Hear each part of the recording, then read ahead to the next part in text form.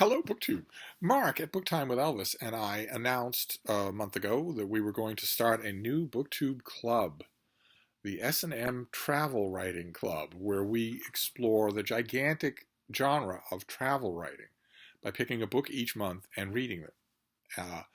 And we made announcement videos, and then nothing happened at all, other than the reading of the book. The book was The Time of Gifts by Patrick Leigh Fermor, who's widely regarded as one of the greatest writers of travel writing ever to put pen to paper.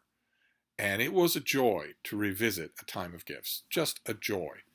Uh, and I've heard in emails, I've heard from some of the rest of you that you also picked it up and would not have read it and enjoyed it. And that's great to hear. Of course, in my mind, I was thinking that more would happen than simply that Mark and I would announce what book we were going to read for the month. I was hoping for regular updates. I was hoping for a shared video, a discussion of some kind. But lately, I've been finding that a lot of booktubers are having trouble actually doing the booktube events that we plan, because you've all got all sorts of obligations in the real world. You've all got all sorts of things demanding your time. And it's much easier to plan and announce some sort of booktube event than it is to actually do it.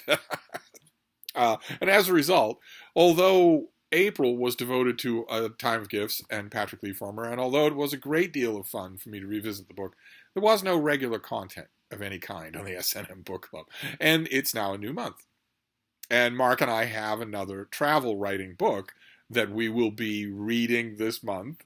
For me, it is, I don't even know how many times I've read this book. I have no idea. I've read Time of Gifts probably 5 times. This book could easily be, no exaggeration, could easily be 500 times. I have no idea how many times I've read it. I have no idea how many miles I've logged with it in my footlocker. And that book is the most famous travel book of them all. The most famous, the most influential, probably one of the founding books of the whole dogma, and that is Marco Polo, the Venetian merchant and explorer, Marco Polo, who 700 years ago, around AD 1300, wrote his book, which has many titles. It's usually just called blandly The Travels. But it was also called the Book of Marvels or the Book of the Million. It had a whole bunch of different titles, and that bespeaks the fact that it had a whole bunch of different editions in a whole bunch of different languages that range all over the map in terms of what you're going to get.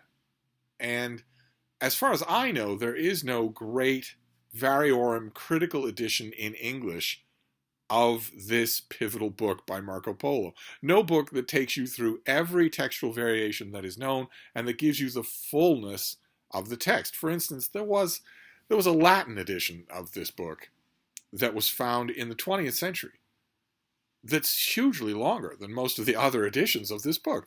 And you don't know, when you just go to, Barnes & Noble Classic Paperback or a Penguin Classic or whatever, unless you read the fine print, you won't know what edition of the book you're getting.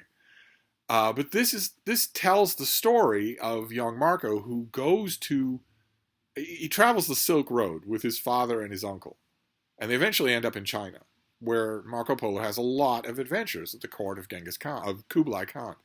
A lot of adventures, a lot of places that he sees, a lot of incredible sights that he describes. And he didn't write his book when he was having these adventures. He eventually came, after a quarter of a century, he came back to Venice, which is where he was from. He came back to Venice, and Venice was at war at the time, and Marco Polo joined the war and was captured.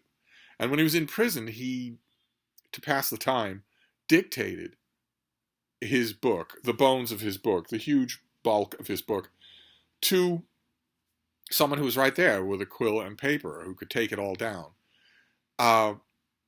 And eventually Marco Polo was released from prison and went back to Venice and started a family and was very prosperous, just resumed his life. But he was known by then as this incredible traveler, this incredible world traveler.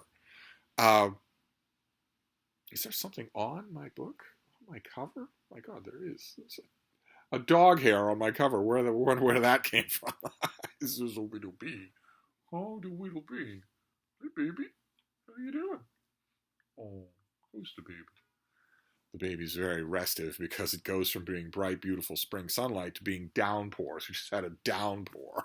And I'm trying to explain to her nibs that the fact that that came out of nowhere without any warning means we can't go on long walks. We can't walk for an hour or we'll be caught in something like that. It's just the kind of a day it is.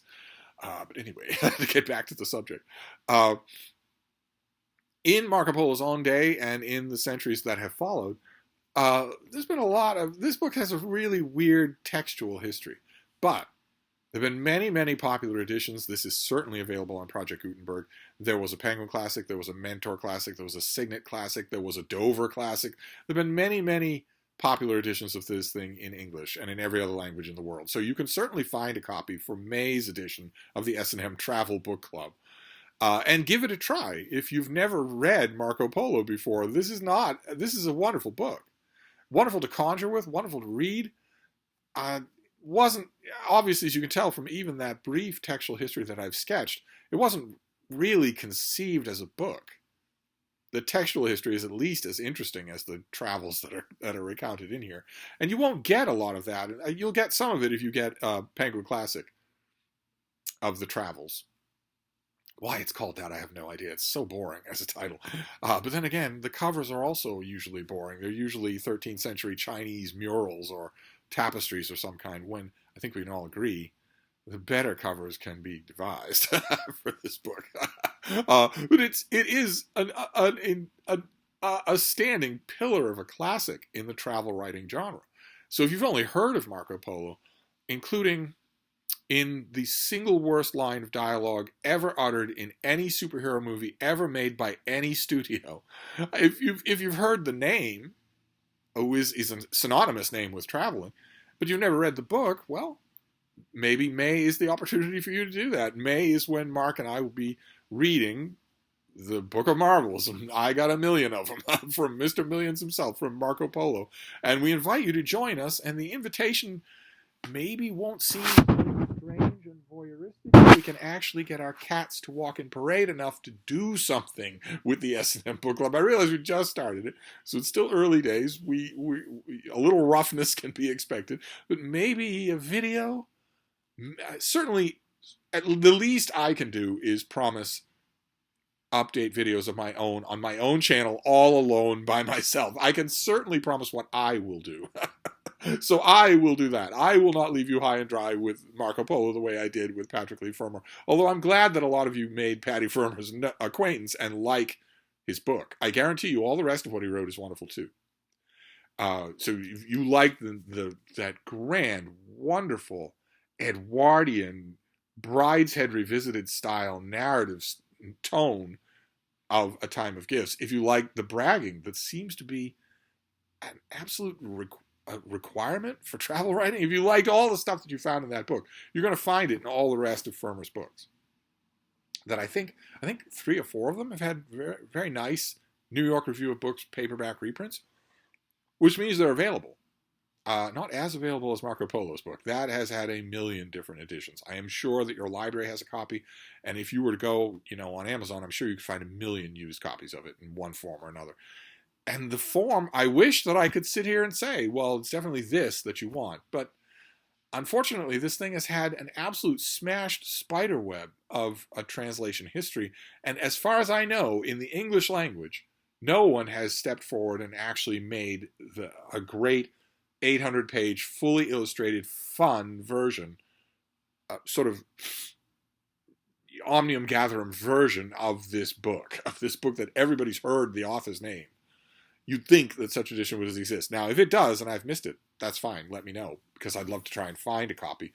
But no matter what edition that you use, no matter what, like for instance, an English language translation, no matter what English language translation you use, you're going to like the book. It's going to entertain you. There's a reason why this has been popular for almost 1,000 years. So I wanted to make an announcement video, let you know that Marco Polo is the next book for the S&M Book Club. And we will be talking about it in the course of May. So I will wrap this up and I will see you then. Thank you, BookTube.